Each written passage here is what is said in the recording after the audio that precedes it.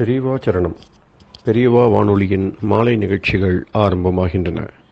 இன்றைய எமது நிகழ்ச்சிகள் நித்திய குரு பாதுகா பூஜா, ஸ்ரீ ரா கணபதி அவர்கள் எழுதிய புத்தகத்தின் ஒளிவடிவம், ஆன்மீக உரை, மகா பெரியவா மகிமை, உபன்யாசம். பெரியவா சரணம்.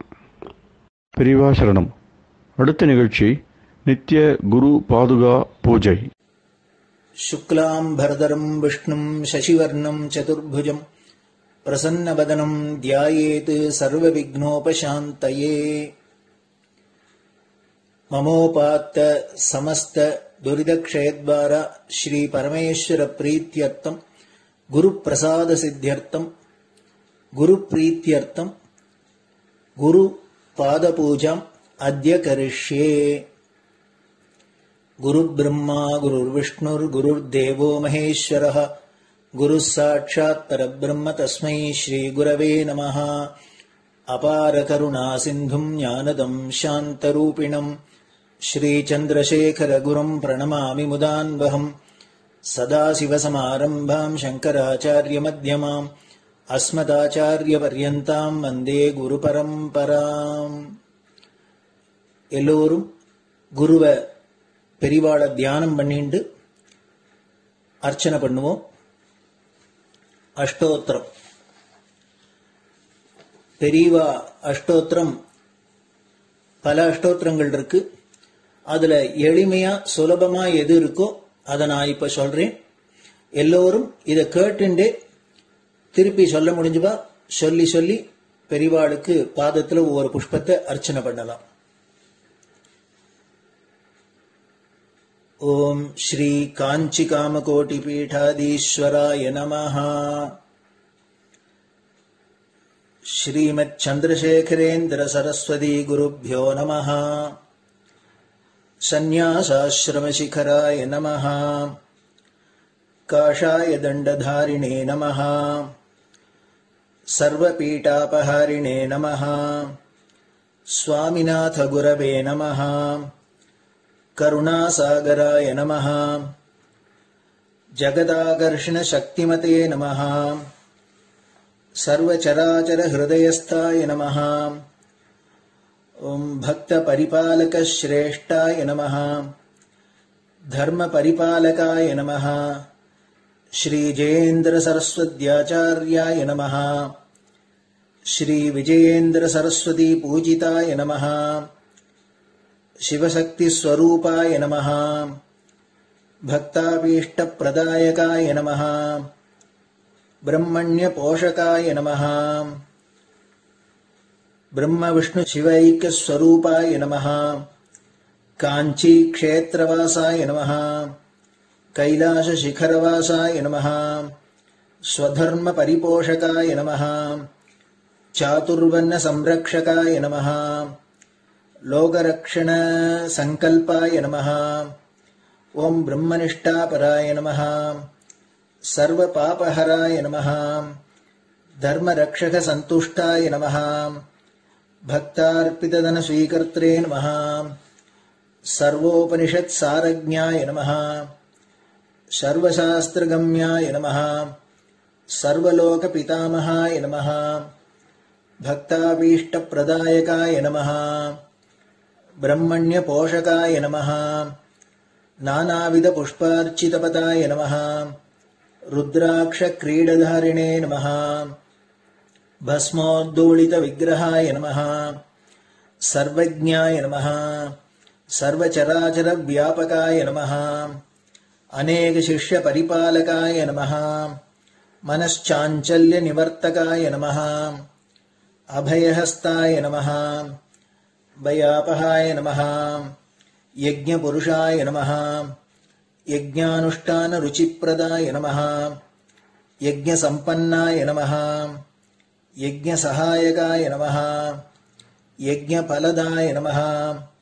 यज्ञप्रियाय नमः। उपमानरहिताय नमः। स्फटिक तुलसी रुद्राक्ष हारधारिणे नमः। चातुर्वर्ण समदृष्टये नमः। ऋग्यजुस्साम अथर्वणादि चतुर्वेद संरक्षकाय नमः। தட்சிணாமூர்த்தி ஸ்வரூபாய நமஹ. ஜாக்ரத் ஸ்வப்ன சுஷுப்தி அவஸ்தாதீதாய நமஹ. கோட்டி சூரிய துல்லிய தேஜோமே ஷரீராய நமஹ. சாது சங்க சம்ரக்ஷகாய நமஹ. அஸ்வகஜ கோபூஜா நிர்வர்த்தகாய நமஹ. குருபாதுக பூஜா துரந்தராய நமஹ. கனகாபிஷிக்தாய நமஹ. ஸ்வர்ண பில்வதள பூஜிதாய நமஹ. சர்வஜீவ மோக்ஷதாய நமஹ. மூக வாக்தான நிபுணாய நமஹ. நேத்ர தீக்ஷாதானாய நமஹ. द्वादशलिंग स्थापकाय नमः. गान रसप्रियाय नमः. ब्रह्मज्ञानोपदेशकाय नमः. सकलकलासिद्धिताय नमः. चातुर्वण्यपूजिताय नमः. अनेकभाषा संभाषण कोविताय नमः. अष्टसिद्धिप्रदायकाय नमः. ओम श्री शारदामठ सुस्थिताय नमः. नित्यान्नदान सुप्रीताय नमः. प्रार्थना मात्र सुलभाय नमः. पादयात्रा प्रियाय नमः. नानाविध मतपंडिताय नमः. श्रुति स्मृति पुराणज्ञाय नमः. देव यक्ष किन्नर किंपुरुष पूज्याय नमः. श्रवणानंदकर कीर्तये नमः. दर्शनानंदाय नमः. अद्वैतानंद भरिताय नमः. अव्याच करुणामूर्तये नमः. शैव वैष्णवादि मान्याय नमः. श्री शंकराचार्याय नमः. दंड कमंडलूहस्ताय नमः. वीणा मृदंग सकलवाद्य नाथस्वरूपाय नमः. रामकथा रसिकाय नमः. वेद वेदांग आगमादि सकलकला सतस्प्रवर्तकाय नमः. हृदय गुहाशयाय नमः. शतरुद्रीय वर्णितस्वरूपाय नमः. केदारेश्वरनाथाय नमः. अविद्यानाशकाय नमः. निष्काम कर्मोपदेशकाय नमः. लघुभक्ति मार्गोपदेशकाय नमः. लिंगस्वरूपाय नमः. सालग्राम सूक्ष्मस्वरूपाय नमः.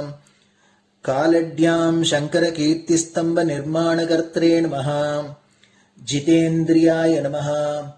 शरणागत वत्सलाय नमः. श्रीशैल शिखरवासाय नमः. डमरुकनाद विनोदाय नमः. वृषभारूढ़ाय नमः. दुर्मद नाशकाय नमः. आभिचारिक दोषहर्त्रे नमः. मिताहाराय नमः. मृत्युविमोचक शक्त्याय नमः. श्री चक्रार्चन तत्पराय नमः. दासानुग्रह कारकाय नमः. अनुराधा नक्षत्र जाताय नमः. सर्वलोक ख्यातशीलाय नमः. वेंकटेश्वर चरण पद्म षट्पदाय नमः. श्री महात्रिपुर सुंदरी समेत श्री चंद्रमौलीश्वर पूजा प्रियाय नमः. श्रीमच्चंद्रशेखरेन्द्र सरस्वती सद्गुरु परब्रह्मणे नमः. गुरुभ्यो नमः. परमगुरुभ्यो नमः. परमेष्टिगुरुभ्यो नमः. परात्परगुरुभ्यो नमः. गुरुपरम्पराभ्यां नमः. गुरुपादुकाभ्यां नमो नमः. அடுத்தது ஊதுபத்தி இருந்தா அதை காமிச்சு தூபம், நெய் தீபம் இருந்தா காமிச்சு அதை நெய் தீபம் தீபம் காமிச்சுட்டு நைவேத்தியம் நைவேத்தியம் வெத்தலைப்பாக்கு பழம் இதுலேருந்து ஆரம்பிச்சு அவளுக்கு எது சௌரியமோ அதுபடி நைவேத்தியம் பண்ணலாம். அதுக்கு அடுத்தது கற்பூர ஹாரத்தி பண்ணி எல்லோரும் பிரதட்சிண நமஸ்காரம் பண்ணி பெரியவாள்கிட்ட பிரார்த்தனை பண்ணிண்டு எல்லோரும் க்ஷேமமா இருக்கணும், லோகம் பரம மங்களமா சௌக்கியமா இருக்கணும், எல்லோரும் வியாதி வெக்க இல்லாத ஆயுராரோக்கிய ஐஸ்வர்யத்தோட சாந்தம் அமைதியோட ஞான வைராக்கியத்தோட எல்லோரும் நல்லவர்களாயிருந்து நன்மையை அடையணும்னு பிரார்த்தனை பண்ணி இந்த பூஜையை தினம் செய்யலாம். குரு பிரம்மா குரு விஷ்ணுர் குரு தேவோ மகேஸ்வரः गुरुः साक्षात् परब्रह्म तस्मै श्रीगुरवे नमः। अपारकरुणासिन्धुम् ज्ञानदम् शान्तरूपिणम् श्रीचन्द्रशेखरगुरुम् प्रणमामि मुदान्वहम्। सदाशिवसमारम्भाम् शङ्कराचार्यमध्यमाम् अस्मदाचार्यपर्यन्ताम् वन्दे गुरुपरम्पराम्. குரு பாதபூஜை நிறைவடைஞ்சது. பெரியவா சரணம். பெரியவா சரணம். பெரியவா வானொலியில் நேயர்கள் அடுத்து கேட்க இருப்பது ஸ்ரீ ரா கணபதி அவர்கள் எழுதிய புத்தகத்தின் ஒளி வடிவம். அளிப்பவர் ஸ்ரீமதி உமா சங்கர் அவர்கள். தேனினும் இனிய சொல்லான் தீச்சுடர் மேனி கொண்டான் ஊனுயிர்க்குயிரதான ஒன்றினைக் கலந்து நின்றான் ஏனினிக் கவலை நெஞ்சே இன்றுனக் அருள் செய்தான் இஞ்ஞானவான் காமகோட்டி நாதனை நம்புவோமே. ஜெய ஜெய சங்கர, ஹரஹர சங்கர.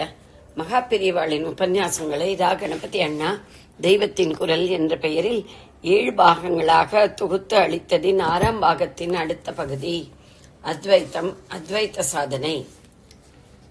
மனசிலே தைக்கும் விதத்தில் இதற்கு ஒரு உபமானம் சொல்வார். ரொம்ப அருவருப்பை உண்டாக்கும் உபமானமாகவே பாலபோத சங்கிரகம், அபரோக்ஷானுபூதி, சர்வவேதாந்த சித்தாந்த சார சங்கிரகம் என்ற 3 புஸ்தகங்களிலும் அந்த ஒரே உபமானத்தை சொல்லி இருக்கிறார்.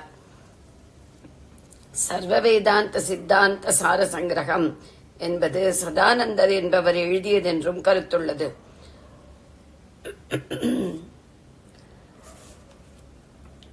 அந்த ஒரே உபமானம் எதைவ காகவிஷ்டாயாம் என்று அபரோக்ஷானுபூதியிலும் பாலபோத சங்கிரகத்திலும் காக்கஸ்ய விஷ்டாவத் அசஹ்ய புத்திஹி என்று சர்வவேதாந்த சித்தாந்த சார சங்கிரகத்தில் காக்கையின் எச்சத்தில் எப்படி அருவருப்பான வெறுப்பு உண்டாகுமோ அப்படி போக்கிய வஸ்துக்களில் உண்டாக வேண்டும் என்று உபமானம்.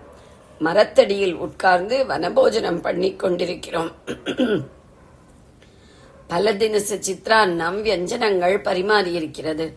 அப்போது மேலே மரக்கிளையில் உட்கார்ந்திருக்கும் ஒரு காக்கையின் எச்சம் நேரே நம் இலையில் வந்து விழுந்தால் சீ என்று எப்படி அருவரப்படைந்து அந்தண்டை ஓடிவிடுவோம். அப்புறம் காக்காயை விரட்டிவிட்டு வேறே இலையில் சரியாக பரிமாறி சாப்பிட கூப்பிட்டால் கூட ஓக்காளித்துக் கொண்டு சாப்பாடு உள்ளே போகாமல் தான் ஸ்ட்ரைக் பண்ணும். அந்த மாதிரி வெறுப்பு விஷயபோகங்களில் உண்டாவதுதான் வைராகியம் என்று சொல்லியிருக்கிறார். அது நன்றாக தீவிரமாகிற போது வனபோஜன விருந்து என்பதே காக்கவிஷ்டையாகத்தான் வெறுப்பு தட்டும். ஆச்சாரியாலே சொல்லியுள்ளபடி வியாதிக்கு மருந்து மாதிரி பசிநோய் தீர ஏதோ பிட்சையில் கிடைப்பதை அன்றன்றும் தின்று தொலைக்கணும் என்றில்லாமல் விருந்து சாப்பாடு என்ன என்று வெறுப்பு தட்டும். பசி எனும் வியாதிக்கு மருந்து போல் தினந்தோறும் பிக்ஷை கொள்ளவும். சோபான பஞ்சகம் ஸ்லோகம் 4. ஏதோ இந்த மனுஷ தேகத்தால் அனுபவிக்கும் இந்த லோகத்து இன்பங்கள் தான் என்றில்லை. பிரம்மலோகத்திற்கு போய் அங்கே திவ்ய தேகத்தால் அனுபவிக்கக்கூடிய மகாபோகங்களில் கூட இப்படிப்பட்ட வெறுப்பு ஜுகுப்சா உண்டாக வேண்டும். தேகாதி பிரம்ம பரியந்தே. பிரம்மம் என்கிற நிர்குணமான அரூபமான சத்திய தத்துவம் ஒன்றுதான் வேண்டியதே தவிர பிரம்மா என்கிற ரூபமுள்ள ஒரு சுவாமி அவருடைய பிரம்மலோகத்தில் அளிக்கக்கூடிய போகங்களையும் ஒதுக்கி தள்ளத்தான் வேண்டும். சாதன சதுஷ்டயத்தில் வைராகியம் என்பதை சொல்லும் போது இதை தெளிவு செய்வதாக அதற்கு நீளமாக அடைமொழி போட்டு இகாமுத்ரார்த்த போக விராகம் அல்லது இகாமுத்ர பலபோக விராகம் என்றே ஆச்சாரியால் சொல்லுவார். இக பிளஸ் அமுத்ர ஈக்குவல் டு இகாமுத்ர. இக என்றால் இப்போது நாம் இருக்கும் இந்த லோகம், இக உலகம் என்பதில் வருவது. அமுத்ர என்றால் இங்கே என்று கிட்டக்க இல்லாமல் அங்கே என்று எங்கேயோ இருக்கும் பித்ருலோகம், இந்திரலோகம் முதலியன. பலவிதமான தேவர்கள் உள்ள பல லோகங்களும் உச்சத்தில் பிரம்மா இருக்கும் பிரம்மலோகமும் அதில் அடங்கும். இவ்வுலகம் அவ்வுலகம் என்பதில் பொருளிலார்க்கு இவ்வுலகம் இல்லை, அருளிலார்க்கு அவ்வுலகம் இல்லை என்று திருவள்ளுவர் கூட சொல்வதில் இவ்வுலகத்தை தான் இக என்றது, அவ்வுலகத்தை அமுத்ர என்றது. அந்த பிரம்மலோக அனுபவங்கள் கூட ஆத்மானுபவம் இல்லை. அங்கே பெறும் ஆனந்தங்கள் கூட ஆத்மானந்தமாகாது. பிரம்மலோக ஆனந்தமும் பிரம்ம கல்ப பிரளயத்தோடு அழிந்து போவதுதான். ஆத்மானந்தம் போல சாஸ்வதத்திலும் சாஸ்வதமானதல்ல. அதோடு அங்கேயும் ஜீவாத்ம பரமாத்ம பேதத்துடன் கூடிய ஆனந்தமே கிடைக்குமாதலால் அது ஐக்கியமாகி இருப்பதன் சாட்சாத்கார பேரானந்தத்தில் கடுகத்தனை கூட இருக்காது.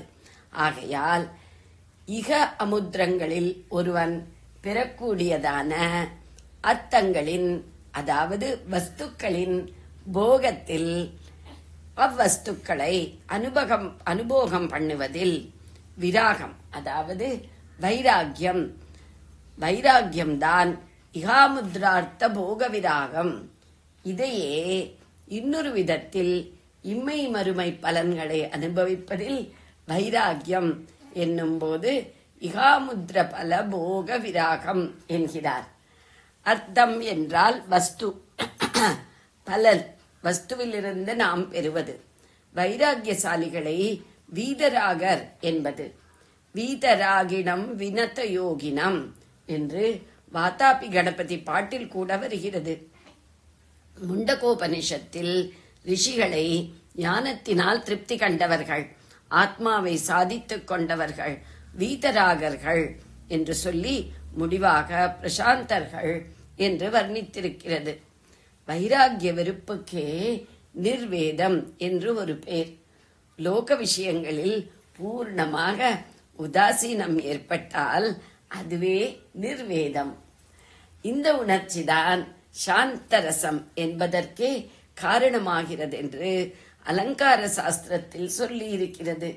அது இருக்கட்டும், வைராகியம் மாதிரியே இன்னொரு வார்த்தை நிர்வேதம் என்று சொல்ல வந்தேன். வீதராகர்களை சொன்ன அந்த உபனிஷத்தில் இதை பற்றியும் வருகிறது. அங்கே ஆச்சாரியாள் வித் என்கிற தாதுவுக்கு முன்னாடி தி சேர்த்து கொண்டு உருவாகி இருக்கும். இந்த நிர்வேதம் என்ற வார்த்தைக்கு வைராகியம் என்ற அர்த்தம் என்றே பாஷ்யம் பண்ணியிருக்கிறார்.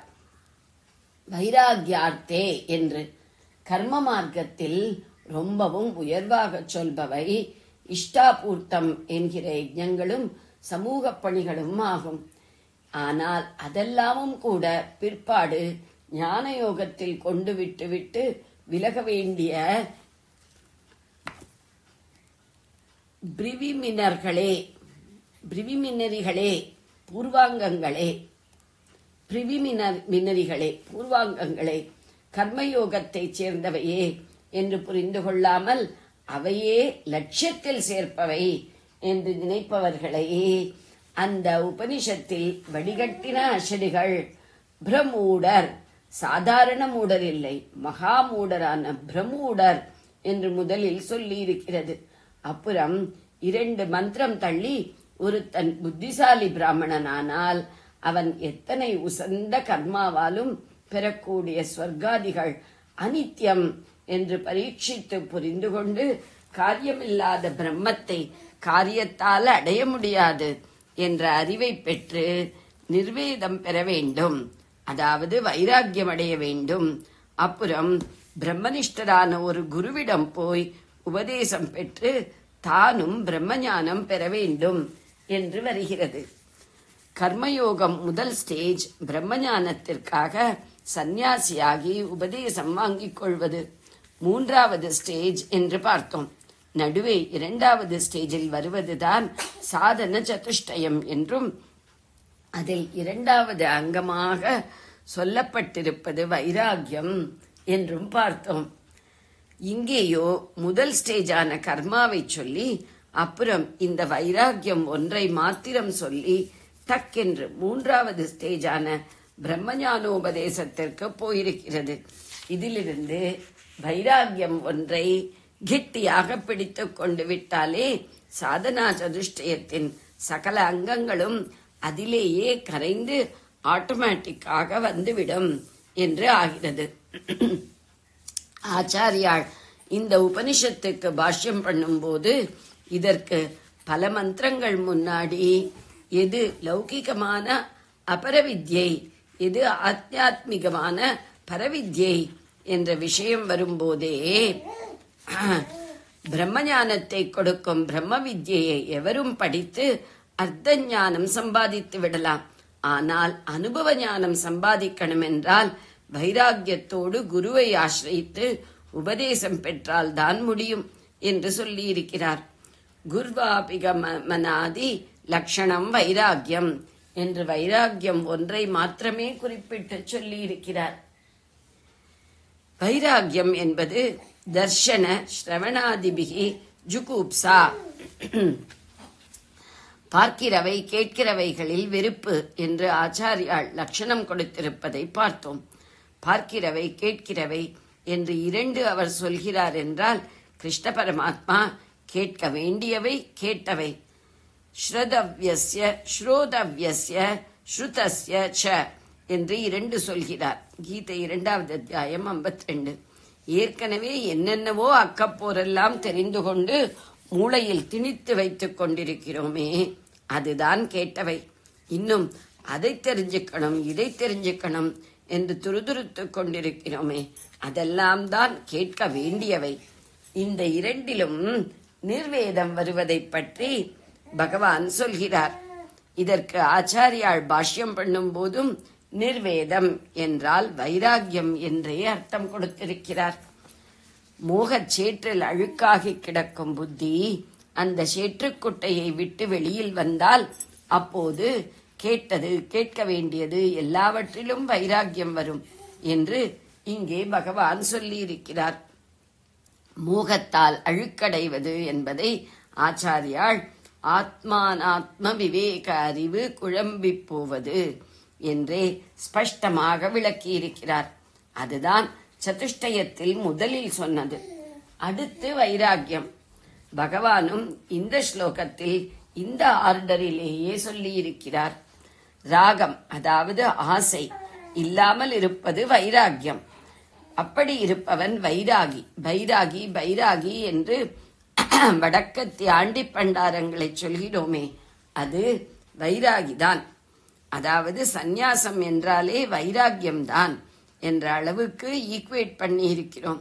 ராகத்தை விட்டவன் வைராகி, விடாமல் ஆசை வாய்ப்பட்டிருப்பவன் ராகி, ராகமுடையவன் ராகி. இப்படி ஆசை வாய்ப்பட்டிருப்பவனை உபனிஷத்தில் காமயமானன் என்று சொல்லி இருக்கிறது. ஆசைகளால் ஒருவன் அழிக்கப்பட்டே விடுவதால், ஹத்தமே செய்யப்பட்டு விடுவதால் ஆசைக்காரனை காமஹத்தன் என்றும் உபனிஷத்துக்கள் சொல்லும். இதே போல ஆசை வாய்ப்படாதவனே அகாமயமானன் என்றும் அகாமகதன் என்றும் சொல்லும். ராகம் காமம் இரண்டுக்கும் ஆசை என்று ஒரே அர்த்தம் பண்ணி இப்படி அவ்விரண்டையும் ஒன்றாகச் சொல்வது. ஆனால் அதுகளுக்குள் கொஞ்சம் வித்தியாசமும் உண்டு. காமராக விவர்ஜிதம் என்று கீதையில் ஒரு இடத்தில் பகவான் சொல்லி இருக்கிறார். காமமும் ராகமும் இல்லாத என்று அர்த்தம். இப்படி இரண்டு வஸ்துக்களாக சொன்னதால் காமம் வேறு ராகம் வேறு என்று தெரிகிறது. என்ன வித்தியாசம்? இந்த மாதிரி நமக்கு புரியாத இடங்களில் நம்முடைய ஆச்சாரியால் தம்முடைய மகாமேதையால் நமக்கு புரிய பண்ணி பரமோபகாரம் பண்ணுவார். இங்கே காமம் என்பது இதுவரை அடையாத விஷயங்களில் ஏற்படும் திருஷ்ணை, அதாவது தாகம். ராகம் என்பது அடைந்த விஷயங்களில் ஏற்படும் பற்று என்று பிரித்து காட்டியிருக்கிறார். அவ்வளவு மைன்யூட் வித்தியாசங்கள் இங்கே வேண்டாம். காமம் ராகம் இரண்டுமே ஆசை என்று வைத்துக் கொண்டால் போதும். ஜெய ஜெய சங்கர, ஹர ஹர சங்கர. பெரியவா சரணம்.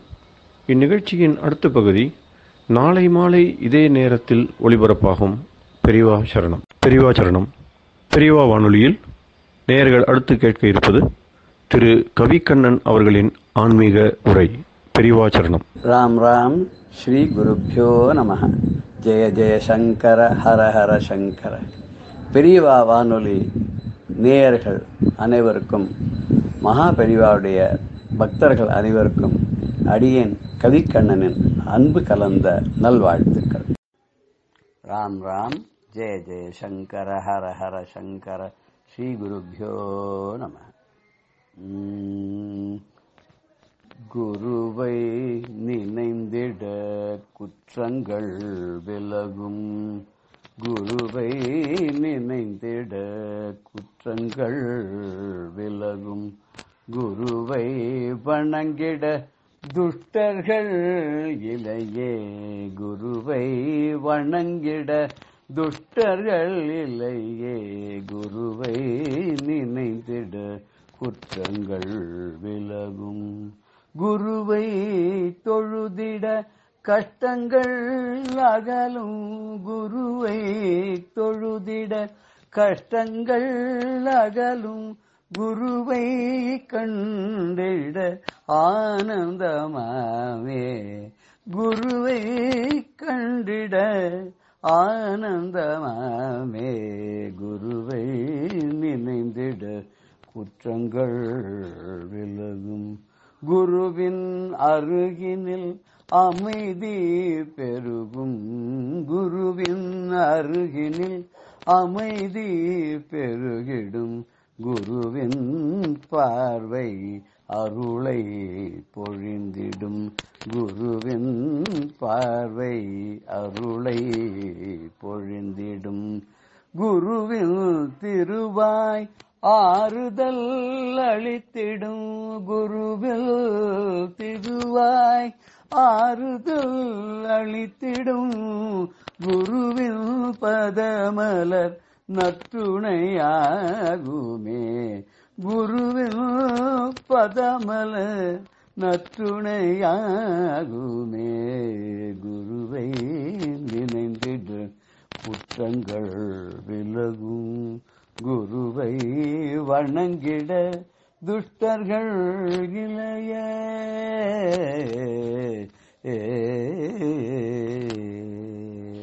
குருவை நினைச்சுட்டோம்னா நம்முடைய குற்றங்கள் எல்லாம் தானாக அந்த சூரியன் எழும்போது பனி எப்படி உருகி போயிடுதோ, எப்படி இருட்டு விலகி போயிடுதோ, அந்த மாதிரி நம்முடைய குற்றங்கள் குறைகள் கல்மஷங்கள் எல்லாம் விலகி போயிடும். நம்ம குருவை வணங்கினோன்னா நமக்கு துஷ்டத்தனமும் நம்மளை நாடாது, துஷ்டர்களும் நம்மளை நாட மாட்டா. அவளால் நமக்கு எந்த தொல்லையும் நமக்கு இருக்காது. குருவை தொழும்போதே நம்முடைய கஷ்டங்கள் எல்லாம் விலகி போயிடுறதுனால குருவை பார்த்த உடனே நமக்கு ஆனந்தம் தான் பெருகும். ஆனந்த வெள்ளத்தில் அப்படியே நம்ம திளைப்போம். இந்த குருவோட அருகில எப்போ நம்ம இருந்துட்டோம்னா மனசு என்னைக்கு அமைதியா இருக்கும், நல்லதே நினைக்கும், நல்லதே நாடும். அமைதி பெருக அந்த சூழ்நிலை நமக்கு குருவுடைய சன்னிதானம் நமக்கு அப்படி ஒரு அருளை பண்ணுமா. அந்த குரு நம்ம பார்த்துட்டாருன்னா குரு பார்க்க கோட்டி புண்ணியம் சொல்லுவா. குருவுடைய அருள் இப்ப நம்ம ஜாதகத்திலாம் கூட சில குரு பார்வை வந்துடுத்தோ பொண்ணுக்கு சீக்கிரம் வரணும் பாருங்கன்னு சொல்ற மாதிரி அந்த குரு பார்வை பட்டுடுத்தோம்னா அந்த அருள் மழை நமக்கு கொட்டும். அவர் வாய் திறந்து ஒரு வார்த்தை சொல்லிட்டாருன்னு போறோம், நமக்கு அது பெரிய ஆறுதலா இருக்கும். நல்லா இருப்ப, கவலைப்படாது, பயப்படாது, பகவான் பார்த்து சொல்லிட்டாலே போறோம். நமக்கு அப்படியே எல்லாமே நன்னா நடந்த மாதிரி ஆடும். என்ன அவருடைய பதமலரை கெட்டியா பிடிச்சுட்டா அதை விட நமக்கு ஒரு நல்ல துணை வேற ஏதாவது கிடைக்க முடியுமா, இருக்க முடியுமா? அப்படி ஒன்றும் இருக்க முடியாது இல்லையா. அந்த குருவை சரணம்னு அடைஞ்சுட்டா என்னதான் நடக்காது. அப்படி குருவை சரணம் அடைஞ்ச நம்ம மகாபெரிவாள சரணம்னு அடைஞ்சவாளுக்கு எப்படி ஒரு அருமையான ஒரு பலன் கிடைச்சதுன்ற நம்ம பார்க்கலாமா. ஒரு சென்னையிலேருந்து ஒரு அம்மா, ஒரு பக்தை. அந்த அம்மாக்கு 2 பெண் குழந்தைகள், ரொம்ப சமத்து குழந்தைகள், ரொம்ப நல்ல குழந்தைகள், அழகா இருக்கும். 2 அம்பாள் ஆட்டமா பார்க்கறதுக்கு பாலை மாதிரி இருக்கும். 8 வருஷம் கழிச்சு அந்த அம்மா மறுபடியும் கர்ப்பவதி ஆனா அவளுக்கு ஒரு பயம் வந்துடுச்சு. ஏற்கனவே 2 பெண் குழந்தை இருக்கு, இது 3ஆவதும் பெண் குழந்தையா பிறந்துட்டா என்ன பண்றது அப்படின்னு ஒரு பயம் வந்துடுச்சு. ஏன்னா அந்த காலத்துலலாம் நீங்க பார்த்தீங்கன்னாக்க நிறைய பெண் குழந்தை இருந்ததுன்னா அது ஒரு காலம் பெண் குழந்தைகள் இருந்தா மகாலட்சுமி தாண்டவம் ஆடுறா வீட்டுலன்னு. நடுவுல கிட்டத்தட்ட ஒரு 40கள் 50கள் எல்லாம் பெண் குழந்தை நடந்த பிறந்தா எல்லாரும் பயப்படுவா. எப்படி கல்யாணம் காத்த பண்ணி கொடுக்கறது, ஒரு குழந்தைக்கு கல்யாணம் பண்ணாலே எக்கச்சக்கமா சொத்தெல்லாம் வித்து பண்ண வேண்டியிருக்கு, எல்லாம் பொண்ணா போயிடுச்சுன்னா என்ன பண்றதுன்னு ஒரு பழமொழி கூட நம்ம கேள்விப்பட்டிருக்கோமே, 5 பொண்ணு பிறந்தா அரசன் கூட ஆண்டியா போயிடுவான்னு. இந்த அம்மாவுக்கு ரொம்ப பயம் வந்துடுச்சு. அப்ப பெரியவா மகாராஷ்டிரா பக்கத்துல இருந்திருக்கா. அங்க போய் பார்க்கலாம் சொல்லிட்டு இந்த அம்மா என்ன பண்றா, ஹஸ்பண்டோட போய் பெரியவாளை தரிசனம் பண்றா. எங்க இருந்தா பெரியவா போனா பண்டரிபுரத்துக்கு பக்கத்துல ஏதோ ஒரு ஊர்ல இருந்தான்னு வச்சுப்போமே, அங்க போய் பெரியவாட்ட போய் இந்த மாதிரி 2 பெண் குழந்தை இருக்கு, ஏற்கனவே அடுத்ததும் பொண்ணா பிறந்து விடுத்தோம்னா என்ன பண்றதுன்னு பயமா இருக்குன்னு பெரியவா கேள்வி பண்ண, ஏன் இன்னொரு பொண்ணு பிறந்தா ஏன் உலகம் தாங்காதா, இத்தனை இதுவா இருக்கிறது உனக்கு அந்த குழந்தையும் காப்பாத்து பகவான் அருள் பண்ண மாட்டாளா அப்படி கொஞ்சம் ஒரு மாதிரியா ஹாஸ்யமா பேசிட்டு, நீ ஒண்ணு பண்ணு, இங்க இருந்து கொஞ்சம் தூரம் தான் பாண்டுரங்கன் கோவில் இருக்கு, பண்டரிபுரம், ஒரு வண்டி வச்சுட்டு போய் பாண்டுரங்கன் தரிசனம் பண்ணிட்டு வா, வந்து அப்புறம் நீ என்ன பார்த்துட்டு ஊருக்கு போகணும். சரி, வாத்துக்காரரும் அவருமா பண்டரிபுரத்துக்கு போய் பாண்டுரங்கனை போய் பார்த்தா, பாண்டுரங்கனை பார்த்து அங்கதான் பாண்டுரங்கன் கோவில்ல ஒரு பெரிய விசேஷம் என்னன்னா, எல்லாரும் கிட்ட போய் சுவாமியை தொட்டு நமஸ்காரம் பண்ணலாம், சுவாமியை கட்டிக்கலாம், தடவி பார்க்கலாம். அந்த ஊர் கலாச்சார பிரகாரம் பாண்டுரங்கன் கிட்ட போய் நம்ம நெருங்கி போய் விக்கிரகங்களை தொடக்கூடியதுக்கு அவ நம்மளதான் அலோ பண்றாவ. இவாளும் போனா பாண்டுரங்கனை தரிசனம் பண்ணா, இருக்குமா ஐய தரிசனம் பண்ணா, தலையோடு பாதாந்தம் பாண்டுரங்கனை தடவி கொடுத்து அப்படி கட்டி அணைச்சு பிரார்த்தனை பண்ணிட்டு வந்தா. அதுக்குள்ள பெரியவா என்ன பண்ணா தெரியுமா, ஒரு மாம்பழம் வச்சுட்டு இருந்தா. அந்த மாம்பழத்தை தன்னோட தொடையல் அப்படியே தேய்ச்சுட்டே, அவ அவருக்கு ஜபம் பண்ணிட்டே தொடையல் தேய்ச்சிட்டு இருந்தா. அவ வந்த உடனே என்ன தரிசனம்லாம் ஆச்சா, பாண்டுரங்கன் என்னன்னா பார்த்தாளா, பாண்டுரங்கனுடைய அனுகிரகம் என்னன்னா கிடைச்சுதா, இந்த மாம்பழம் எடுத்துக்கோ, இந்த மாம்பழத்தை எடுத்துன்னு போய் சாப்பிடு, உனக்கு பாண்டுரங்கன் அருள் பண்ணுவான் அப்படின்ட்டா. சரின்னு பிரிவா சொல்லிட்டா அப்புறம் நடந்துடும். அதுக்கப்புறம் வேற பேச்சே கிடையாது. இவ எடுத்துன்னு வந்துட்டா, ஊருக்கு எடுத்து வந்தா அந்த மாம்பழத்தை சாப்பிட்டா. அது எப்ப, அது 8வது மாசத்துல சாப்பிடுறா.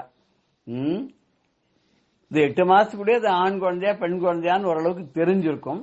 இருந்தாலும் இவா அதெல்லாம் தெரிஞ்சு இருந்திருக்க மாட்டா, பயந்துட்டு இருந்திருப்பா, பொண்ணா பிறந்துட போறதேன்னு பெரியவா கிட்ட இருந்து மாம்பழ பிரசாதம் வாங்கிட்டு சாப்பிட்டா. ஒரு 10வது மாசத்துல அழகான ஒரு ஆம்பளை குழந்தை பிறந்து கொடுத்து, பரம சந்தோஷம். வாழ்க்கை குழந்தை அழகா இருக்கு, நன்னா இருக்கு. ஆனா என்னன்னா தலையில ஒரு மாதிரியா பள்ளத்தோட பிறந்துடும்.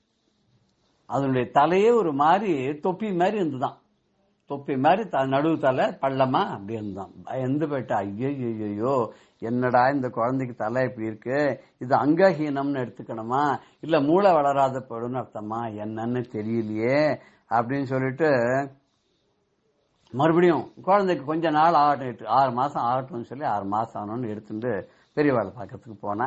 பெரியவா அதுக்குள்ள வேற ஒரு இடத்துக்கு போயிட்டா. அந்த வேற ஒரு இடத்துக்கு போனா அந்த இடத்துக்கு போய் பெரியவாளை போய் பார்த்து, பெரியவா முன்னாடி இந்த குழந்தைய கொண்டு போய் கிடத்தி, பெரியவாவுடைய கருணையினால அருளால எனக்கு 3வது பிள்ளையா பிறந்துடுத்து, ரொம்ப சந்தோஷமா இருந்தது. ஆனா எனக்கு ஒரே ஒரு பெரிய கவலை, பாருங்க இவனுடைய தலையில அப்படி பள்ளமா இருக்கு, என்ன பண்றதுன்னு. உடனே பெரியவா சொன்னாலாம், நீ யார போய் தரிசனம் பண்ணிட்டு வந்த, பாண்டுரங்கனை. பாண்டுரங்கனுடைய அருளால பிறந்த குழந்தை எப்படி இருக்கும், பாண்டுரங்கன் மாதிரி தான் இருக்கும். நீ பாண்டுரங்கனை தரிசனம் பண்ணி பாண்டுரங்கனுடைய தலை எப்படி இருந்ததுன்னு பாத்தியோ, நம்மளெல்லாம் மாதிரி உருண்டியாவா இருந்தது இல்லையே, தட்டையானா இருந்தது, மஸ்தக லிங்கா அப்படிங்கிற மாதிரி ஆதிசங்கர் பாடியிருக்காரு இல்லையோ பாண்டுரங்கனை பத்தி. தலையில எப்படி இருக்கு, பட்டையா இருக்கு இல்லையா, லிங்கம் மாதிரி தலையில எல்லாரும் தடவி தலை கொஞ்சம் பள்ளமான மாதிரி இருக்கா இல்லையோ. அந்த பாண்டுரங்கனுடைய அருளால பிறந்ததுனால உன் குழந்தையோட தலையில இந்த மாதிரி பள்ளம் ஆயிடுச்சு அப்படின்னு சொல்லிட்டு, கவலைப்படாத அப்படின்னு சொல்லி கொஞ்சம் 2 பழங்கள்லாம் கொடுத்தாராம். கொடுத்து, இந்த பழத்தெல்லாம் எப்படி நீ 8 மாச குழந்தைக்கு கொடுக்கறதுன்னு பாக்குறியா, ஒண்ணு இல்ல, இந்த பழத்தை நல்லா மசிச்சு அது கொஞ்சம் ஒரு பாலெல்லாம் கலந்து ஸ்பூனால எடுத்து அந்த குழந்தைக்கு ஊட்டி விடு. இந்த பழத்தெல்லாம் மொத்தத்தையும் அந்த குழந்தைக்கு கொஞ்சம் கொஞ்சமா கொடுத்துடும். நாளடைவுல சரியா போயிடும். சரியா பானப்புறம் நீ ஒரு தடவை குழந்தையாச்சு நீங்க பா என்ன பாக்கிறதுக்கு வாங்கலாம். அந்த அம்மாவும் அப்படியே பெரியவா சொன்ன மாதிரியே ரொம்ப ஆறுதல் அடைந்து ஊருக்கு எடுத்துன்னு போய் குழந்தைக்கு அந்த பழத்தெல்லாம் மசிச்சு அதுக்கு ஆகாரமா அதை கொடுத்த உடனே பெரியவா சொன்ன பிரகாரமே இந்த குழந்தையோட தலை பழையபடி சரியாவே ஆயிடுத்தான். ரொம்ப நன்னா ஆகி இந்த குழந்தை இந்த பள்ளம் எல்லாம் இல்லாத தலை நல்லா ரவுண்டா ஆகி அந்த குழந்தை கொஞ்சம் கொஞ்சமா வளர்ந்து நன்னா ரொம்ப ஓஹோன்னு பெரியவாளுடைய கருணினால பெரியவாளுடைய ஆசையினால ரொம்ப நன்னா வந்தான் அப்படின்னு சொல்லி நமக்கு கேள்விப்படுறோம். இதுல என்ன தெரியுதுன்னா, பெரியவா நினைச்சா விதியை கூட மாத்த முடியும். குருநாதன் நினைச்சுட்டா எந்த குறையும் நமக்கு இல்லைன்னு சொன்னோம் இல்லையா. அதனால மகா பெரியவா பரமேஸ்வரனுடைய அம்சம், அவதாரம் அப்படிங்கறதுனால அவரால் எதையுமே இருக்கிறத இல்லாதாவையும் பண்ணிட முடியும், இல்லாத இருக்கிறதாவும் கொண்டு வர முடியும். பெரியவா நினைச்சா என்ன வேணாலும் பண்ணுவான். ஆனா பெரியவா தன்னுடைய லீலா வினோதங்களை மறைச்சுருவா. தன்னை பத்தி வெளியில காமிச்சிக்கவே மாட்டா. தன்னால இது நடந்ததுன்னு சொல்ல மாட்டா. தான் தான் இதை பண்றோன்னு தெரியப்படுத்த மாட்டா. தன்னை மறைத்து கொண்டு அது அவருக்கு ஒரு விளையாட்டு. ஆனா அவரை நம்பினவாள அவ என்னன்னைக்குமே கைவிட்டதில்லை அப்படிங்கிறதுக்கு இந்த நிகழ்ச்சி நமக்கு ஒரு எடுத்துக்காட்டாக அமையிறது. நாமளும் பெரியவாளை நம்புவோம். கண்டிப்பாக பெரியவாளுடைய அருள் நமக்கு எந்த குறையும் இல்லாத வைக்கும் என்று நம்புவோமாக. ஜெய ஜெயசங்கர ஹர ஹர சங்கர ஸ்ரீ குருப்யோ நமஹ. ராம் ராம். பெரியவா சரணம். இந்நிகழ்ச்சியின் அடுத்த பகுதி நாளை மாலை இதே நேரத்தில் ஒளிபரப்பாகும். பெரியவா சரணம். பெரியவா சரணம்.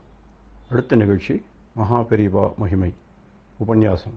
வழங்குபவர் பிரம்மஸ்ரீ கணேச சர்மா அவர்கள். அபார கருணா சிந்தும் ஞானதம் சாந்தரூபிணம் ஸ்ரீ சந்திரசேகர குரும் பிரணமாமி முதான்வகம். பரணீதன் அவர்களுக்கும் பெரியவாளுக்கும் உள்ள தொடர்பு, அவருக்கு பெரியவா அனுகிரகம் என்றதெல்லாம் ஒரு அற்புதமான நிகழ்ச்சிகள். பல பக்தாளுக்கு பல பேருக்கு நடக்கிற நிகழ்ச்சிகள்லாம் பார்த்துன்னு வரும். அதில் இதெல்லாமும் ஒரு சுவையான நிகழ்ச்சிகளை நாம் பார்த்துன்னு வரத்தே இந்த பரணீதரன் என்ன பண்ணார், பெரியவாளுக்கு 100 ரூபா காணிக்க மல்லிகை மாலை எப்படி கொடுத்தார், இவருக்கு முதல்ல நம்மளோடது சேர்க்க முடியுமா முடியாதா அப்படிங்கிற ஒரு சந்தர்ப்பத்தில் பெரியவா எப்படி அதை முதல்ல அங்கீகரிச்சுன்னா அத்தனை கூட்டத்துக்கு நடுப்புற அங்கீகரிச்சுட்டு எத்தனை கூட்டம் இருந்தாலும் எத்தனை பேர் இருந்தாலும் உனக்கும் என்னோட பரிபூர்ண கடாட்சம் உண்டு அனுகிரகம் உண்டு அப்படின்னு சொல்றாப்புல. இது இவருக்கு மட்டும் இல்லை, எல்லாருக்குமே ஒவ்வொருத்தருக்கும் அப்படிதான். ஈஸ்வர சந்நிதியில எத்தனை பேர் ஆயிரக்கணக்கான பேர் இருந்தாலும் ஈஸ்வர கடாட்சம் நமக்கும் இருக்கு அப்படிங்கறத காமிக்கிறாப்புல தான் பார்த்தோம். இது ஒரு வைகாசி அனுஷத்தன்னைக்கு பண்ணினா அப்படின்னு பார்த்தோம். 1971 வருஷம் பெரியவா கார்வேட் நகரம் அப்படிங்கிற இடத்துல இருந்தா. அந்த கார்வேட் நகரத்துல இருக்கிறதே அந்த வருஷம் ஜெயந்தி பெரியவா வைகாசி அனுஷம். பரணீதரன் பேர்க்கர், பரணீதரன் இன்னும் 2-3 நண்பர்களோட பேருக்கா, ஒரு கார்ல பேருக்கா. இது என்ன பண்ணினார், இந்த வருஷமும் பெரியவாளுக்கு 100 ரூபா ஜெயந்திக்கு காணிக்க செலுத்துறது அப்படின்னு தீர்மானம் பண்ணிட்டார். நாள் ராத்திரியே போயிட்டா. மறுநாளைக்கு பொழுது முடிஞ்சா வைகாசி அனுஷம், நாள் ராத்திரியே போயிட்டா. போனவர் என்ன பண்ணார், 100 ரூபாயை எடுத்து பெரியவாள்கிட்ட முன்னால வச்சு, இந்த முன்னால மரத்தட்டு இருக்கு அதில் வச்சுட்டு, நாளைக்கு பெரியவா ஜெயந்தி, பெரியவா ஜெயந்திக்கு இங்க எல்லாரும் வாவா பக்தாள்லாம் அவளோட பக்திக்கு ஏத்தாப்புல சக்திக்கு ஏத்தாப்புல கொண்டாடுறா. என்னால முடிஞ்ச 100 ரூபா பாத காணிக்க வச்சிருக்கேன், இதை பெரியவா நாளைக்கு ஜெயந்தி உற்சவத்துல இங்க நடக்கிற வைபவத்துல இதையும் சேர்த்துக்கணும் அப்படின்னு சொல்லிட்டு வச்சார். பெரியவா உடனே என்ன பண்ணினா, நீ எதுல வந்திருக்கேள் நீங்கெல்லாம் அப்படின்னா, கார்ல தானே வந்திருக்க. ஆமா அப்படின்னு. டிரைவர் வந்திருக்காரோ அப்படின்னா, வந்திருக்கார் அப்படின்னு. அப்ப அந்த டிரைவரை கூப்பிடு, நீ ஒண்ணு பண்ணு, நான் இங்கேருந்து ஒரு பையனை அனுப்புறேன், கூட ஒருத்தர் ஆளை அனுப்புறேன், இங்க பக்கத்துல புத்தூருக்கு போச்சல்லோ, இந்த 100 ரூபாயை எடுத்துன்னு போச்சல்லோ, பாத்திரம் எடுத்துன்னு போய் இந்த 100 ரூபாய்க்கும் தயிர் வாங்கிட்டு சொல்லு புத்தூர்ல இருந்து அப்படின்னா. டிரைவரை கூப்பிடுன்னா உடனே உத்தரவு பண்ணிட்டா, நீ இந்த கூட இந்த ஆளு வருவார், இவரோட போய் புத்தூர்ல போய் தயிர் கிடைச்சுன்னா தயிரை 100 ரூபாய்க்கு தயிரை வாங்கிட்டு வந்துடும் அப்படின்ட்டா. பழனின்னு இந்த டிரைவர், அவருக்கு ஒரே சந்தோஷம்.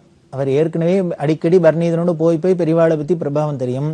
பெரியவா நம்மளை கூப்பிட்டு இப்படி ஒரு உத்தரவு பண்ணிட்டாளே அப்படின்னு பெரியவாள்கிட்ட ரொம்ப பிரியம், பரம சந்தோஷம். ஆஹா வாங்கிட்டேன் அப்படின்னு அவர் கிளம்பிட்டார். இந்த பரணீதரன் கூட வந்தவா 2-3 பேருக்கெல்லாம் ஆச்சரியம். 100 ரூபாய்க்கு தயிரை வாங்கி என்ன முடியாது, இந்த காலம் மாதிரி இல்லை, அந்த காலத்துல 100 ரூபாய்க்கு தருனா நிறைய கிடைக்கும். 71 அப்படின்னா 1971 100 ரூபாய்க்கு தயிர் வாங்கி இந்த இடத்துல பெரியவாளோ ஒரு குளக்கரையில உட்காந்துட்டு இருக்கா. இதை என்ன பண்ண போறார், எதுக்கு 100 ரூபாய்க்கு தயிர் வாங்கிட்டு சொல்றா பெரியவா, புரியல. ஆனா பெரியவா சொல்றா. அந்த டிரைவர்கிட்ட கேட்டு, ஏன்பா போய் வாங்கிட்டு வர முடியுமா, கிடைக்குமா அப்படின்னு. அவர் சொன்னார், பெரியவா சொல்லிட்டாளோ இல்லையோ, பெரியவா உத்தரவு பண்ணா காரியம் நடந்துட்டுது, அவ்வளவுதான். பெரியவா உத்தரவு மீறி உலகத்துல அண்டச்சராச்சரத்துல ஒன்றும் கிடையாது. பெரியவா ஒண்ணு சொல்லிட்டாள்னா அதை நிறைவேற்ற வேண்டியது நம்மளோட கடமை, காரியம் தானே நடந்துரும். நான் கவலைப்படாத போறேன் அப்படின்ட்டு. ஏன்னா ராவேளையா இருக்கிறதுனால இவாளுக்கு யோஜனை. அந்த ஆளையும் வச்சுன்னு கார் எடுத்துன்னு நேராக புத்தூருக்கு போனார். இவாள்லாம் யோஜனை பண்ணி உட்காந்துருக்கா, ஆளுக்கு ஒன்னா சொல்லிட்டு இருக்கா, இந்த தயிர் வந்தா இதை பண்ண சொல்லுவாளாக்கும், பெரியவா அதை பண்ண சொல்லுவாளாக்கும் அப்படின்னு. நாமளாவே அனுமானம் பண்ணிக்க வேண்டியதான். நாம நினைக்கிறாப்பெல்லாம் அங்க ஒன்றும் நடக்காது. பெரியவா இதுக்கு மேல ஏதானு ஒண்ணு சொல்லுவா. போயிட்டு கொஞ்ச நேரம் கழிச்சு இந்த பழனி டிரைவர் வந்தவர் என்ன சொன்னார், இவாள்லாம் படுத்துட்டு இருக்கா, எத்தனை நேரம் பேசின்னு இருக்கிறது, படுத்துட்டு இருக்கா. அவர் சொன்னார், இல்ல புத்தூருக்கு போனோம், கிடைக்கல, 100 ரூபாய்க்கு தயிர்லாம் அங்க கிடைக்கல, அதனால நான் திரும்பி வந்துட்டேன். பெரியவாளோ 100 ரூபாய்க்கு தயிர் வேணும்னு சொல்லியிருக்கா, வாங்கினா 100 ரூபாய்க்கு தயிர் வாங்குறது அப்படின்னு அவரோட உறுதியை பாருங்களேன். பெரியவா சொன்னதை அப்படியே கேட்கணும் அப்படின்னு. திரும்பி வந்துட்டேன் அப்படின்னு சொன்னவர் இவாள்லாம் பார்த்தா ஏதோ கிடைச்சதையான வாங்கிட்டு வந்து ஒன்றும் இல்லைங்கிறதுக்கு இதையானு சொல்லலாம்னா, இவர் வாங்கினா 100 ரூபாய்க்கும் தயிர் வாங்குவேங்கிற இல்லையா, ஒன்றும் இல்லாத வந்திருக்காருன்னு.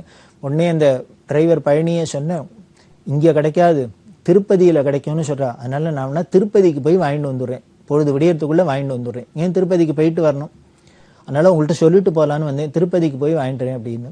சரி இவாள்லாம் உடனே அதுக்கு போகிறதுக்கு கை செலவுக்கு பணத்தை எல்லாம் கொடுத்துட்டு போயிட்டு ஜாக்கிரதையாக போயிட்டு வாங்கிட்டு வாங்க அப்படின்னு 2 பேரையும் அனுப்பிச்சுட்டா. இவாள்லாம் படுத்துண்டாச்சு. போனா மணி 1 ஆச்சு, 2 ஆச்சு, 2:30 ஆச்சு, 3 ஆச்சு, அவரை காணும்.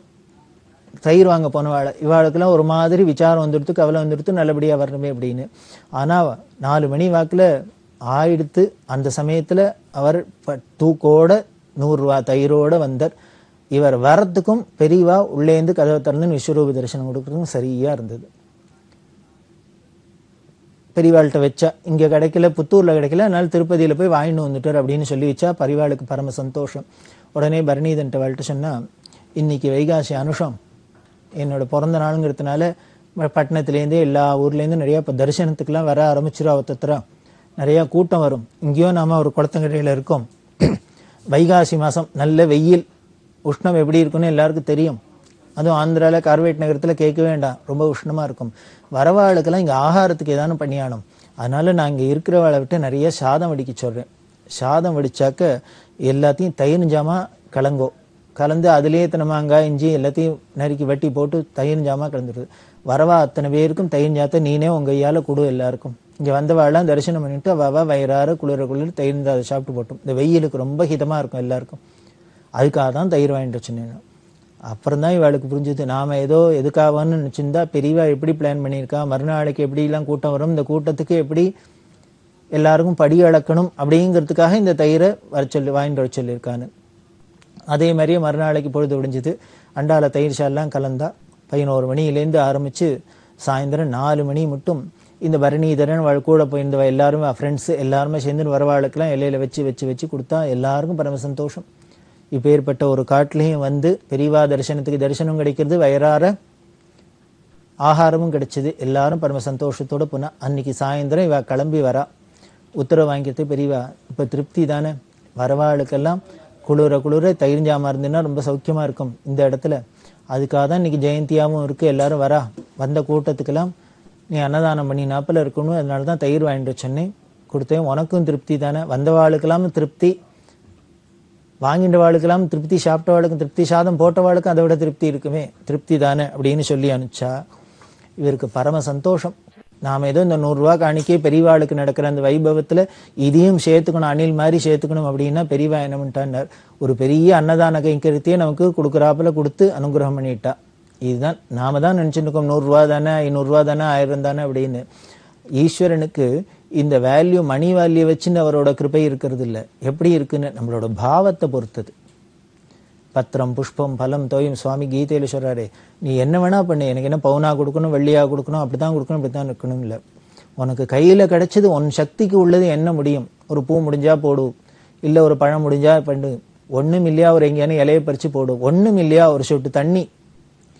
தண்ணீர்னா என்ன, ஒரு டம்ளர்ல தண்ணி எடுத்து ஊத்துறது இல்லை, கண்ணீர், கண்ணால காதலாகி கசிந்து கண்ணீர் மல்கி அப்படின்னு சொல்றாரு ஞானசம்பந்தர். அது மாதிரி ஈஸ்வரா இப்பேற்பட்ட உனக்கு என்னால வேற ஒன்றும் பண்றதுக்கு சக்தி இல்லை அப்படின்னு கண்ணால ஒரு சொட்டு தண்ணி விட, அதுவே அவருக்கு பிரீத்தி. அதனால பகவானுக்கு அந்த பாவம் தான் முக்கியமே வழியே நாம இத்தனை ரூபா கொடுக்கணுமா இதுவா அதுவா அதெல்லாம் அங்க லட்சியமே கிடையாது. இந்த பரணிதரன் இந்த நிகழ்ச்சி நமக்கு அதுதான் காமிக்கிறது. ஏதாவது 100 ரூபா தானே கொடுக்குறோம் அப்படின்னா அந்த 100 ரூபாலேயே எத்தனை பேருக்கும் வயிற குளிர ரொப்பராப்பில் பெரியவா ஒரு அனுகிரகம் பண்றா அப்படின்னா அது பெரியவாளோட அந்த பிரபாவத்தை காமிக்கிறது, நம்மளோட பக்தியும் காமிக்கிறது. இப்படிதான் பண்ணினா சரி இவா திரும்பி கிளம்ப போறா. கிளம்புறதே கேட்டா, நீங்க கார்ல தானே வந்திருக்கேன்னா முதல்லயே சொல்லியாச்சு, எத்தனை பேர் வந்திருக்கீங்க கார்லன்னு, 3 பேர் வந்திருக்கோம் அப்படின்னு. உடனே பெரியவா கிட்ட, பின் சீட்ல 3 பேர் உட்காரலாம் இல்லையோ, உட்காரலாம். முன் சீட்ல எத்தனை பேர் உட்காரலாம் அப்படின்னா, டிரைவரை தவிர இன்னும் 2 பேர் உட்காரலாம் அப்படின்னா. ஓ அப்ப டிரைவரை தவிர 2 பேர் உட்காரலான்னாக்க ஒருத்தர் உட்காந்துண்டாக்க சௌரியமா கம்ஃபர்டபுளா உட்காரலாம் இல்லையா அப்படின்னா. ஆமா அப்படின்னா. இது எதுக்கு இத்தனை கேள்வி கேட்கிறா? உடனே சொல்றா, பக்கத்துல நாகலட்சுமின்னு ஒரு பக்த அந்த அம்மாவை காமிச்சு, இவ ஊருக்கு போகணும், இப்போ ஊருக்கு போய் ராத்திரி பட்டணத்துலேருந்து பம்பாய்க்கு ட்ரெயின் பிடிக்கணும். பம்பாய் நாகலட்சுமி அப்படின்னு சொல்ல பம்பாயில் இருக்கா. இப்போ பெரியவா தரிசனத்துக்காக வந்திருக்கா, ஜெயந்தி தரிசனத்துக்காக. அவள் மெட்ராஸ் போய் ட்ரெயினை பிடிச்சி பாம்பே போகணும். அதனால் நீ ஒன்று பண்ணு, நீங்கள் 3 பேரும் பின் சீட்டில் உட்காருங்கோ, இந்த அம்மாவை முன் சீட்டில் உட்காத்தி வச்சு அவளை போய் பட்டணத்தில் ரயில்வே ஸ்டேஷனில் விட்டுட்டு நீங்கள் வீடுக்கு போயிட்டு வாங்கோ, க்ஷேமமாக இருங்கோ அப்படின்னு அனுகிரகம் பண்ணினான். இது அவர் சொல்லு, முதல்ல 100 ரூபா காணிக்க செலுத்தணும் அப்படின்னு காயினா மாற்றி போட்டோம். அதுக்கப்புறம் உடனே என்ன ஆச்சுன்னர், பெரியவாளுக்கு ஜெயந்திக்கு 100 ரூபா கொடுக்குறாப்புல இருந்தது. என்னமோ இந்த 100 ரூபாய்க்கு என்ன சம்பந்தம்னே தெரியல. பெரியவாளுக்கு அதுக்கப்புறம் இவர் எது பண்ணினாலும் 100 ரூபா சம்பந்தப்பட்டதாவே இருந்திருக்கு. அதுதான் ஒரு ஆச்சரியமா சொல்லுவார் அவர்.